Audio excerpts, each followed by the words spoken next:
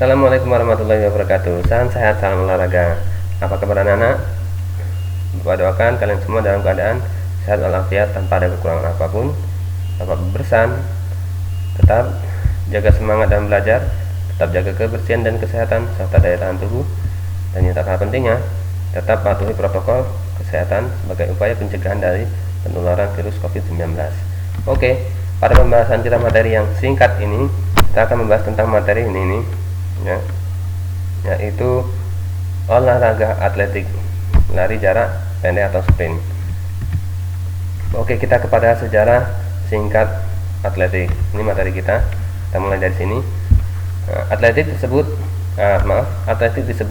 sebagai induk olahraga atau mother of sport. Mengapa? Karena pada zaman Yunani kuno, atletik merupakan suatu cabang yang pertama kali diperlombakan. Kemudian selain itu juga atletik disebut mother of sport atau induk olahraga karena pada zaman prasejarah manusia-manusia purba sudah melakukan kegiatan ini, aktivitas ini, yaitu berlari, berburu, ya, berjalan, ya, menombak dan sebagainya. Itu juga merupakan aktivitas atletik. Kemudian di sini dijelaskan atletik merupakan suatu kegiatan atau event perlombaan lari yang berupa Olimpiade pertama yang diadakan oleh bangsa Yunani pada tahun 776 sebelum Masehi atau abad ke-6 sebelum Masehi. Nah, olahraga ini dikenal dengan istilah patlon atau pancalomba. Nah, pada tahun 490 sebelum Masehi ditetapkan nomor lari maraton. Ya, nomor tersebut merupakan perlombaan lari yang diadakan di kota bernama Marathon. Pada tahun 1908 Masehi, maraton mulai dibakukan ya menjadi perlombaan lari dengan jarak 42,195 km. Wow, lumayan jauh. Bukan lumayan, tapi sangat jauh untuk ukuran orang-orang yang belum terbiasa. Nah, kemudian dari sejarah tersebut hingga akhirnya olahraga maraton menjadi puncak ya setiap event Olimpiade atletik. Nah, kemudian pada tanggal 17 Juli 1912 Masehi, organisasi atletik internasional baru dibentuk pada abad ke-5 ya, di negara Swedia. Organisasi tersebut dikenal dengan IAFF ya, International Athletic Amateur Federation, dan hingga sekarang atletik mulai berkembang sangat pesat dan mulai masuk ke Indonesia ini pada tanggal 3 September. Ini ketutup dengan ini ya, dengan layar rekaman. 3 September 1950. Langsung kita kepada cabang atletik. Agar Anda atau anak-anak sekalian lebih memahami tentang cabang atletik, di sini sudah Bapak tuliskan beberapa cabangnya ya. Ada satu cabang lagi. Nah, silakan kalian cari. Kemudian untuk pendalaman kalian ya nanti turun dilengkapi juga ya, lari jarak pendek itu berapa jaraknya dan sebagainya. Kita kepada cabang lari ya. Lari pendek jaraknya silakan dicari. Kemudian lari jarak menengah silakan jaraknya atau nomornya berapa ya. Kemudian lari jarak jauh. Nah, ini termasuk dalam kategori cabang lari. Kemudian kepada cabang lempar. Ini ada tolak peluru, lempar lembing, lempar cakram, dan ada satu lagi olahraga yang cukup ekstrim ya, silakan kalian cari juga sendiri supaya kalian penasaran ya kan, dan ya ada minat untuk belajar supaya menambah pengetahuan kalian. Kemudian cabang lompat, ini ada lompat tinggi, lompat galah, kemudian lompat jauh. Nah, masih ada satu cabang lagi, silakan kalian cari. Oke ya. Kemudian kita langsung kepada materi inti. Ini dia start yang digunakan pada lari jarak pendek atau lari sprint yang akan kita bahas ya. Start merupakan posisi awal seorang pelari. Tujuannya adalah untuk mempersiapkan diri sebelum melakukan lari yang sebenarnya. Teknik start itu ada 3 dalam olahraga atletik, yaitu start jongkok, start berdiri, dan start melayang. Nah, yang akan kita bahas yaitu tentang start jongkok ini. Start jongkok dibagi juga menjadi 3. Ini ada ya, start pendek, bound start ya, kemudian medium start, dan long start atau start panjang. Perbedaannya lihat pada posisi kaki ya, antara jarak-jarak kaki ya, dengan yang satu dan yang lainnya. Ya, bagaimana posisi kaki start pendek atau bound start, kemudian posisi kaki medium start, dan perbedaan antara ya posisi kaki dengan yang namanya long start atau start panjang. Nah, ini materi inti kita, yaitu tentang lari jarak pendek. Ya.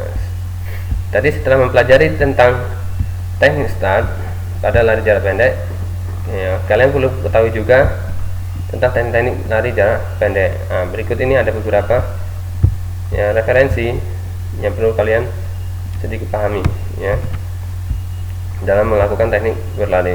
Yang pertama apa? Selalu memposisikan tubuh kamu condong ke depan dengan kaki menolak sekuat tenaga. Hal ini sebaiknya dilakukan agar kamu memperoleh posisi lari yang nyaman serta tidak menguras banyak tenaga.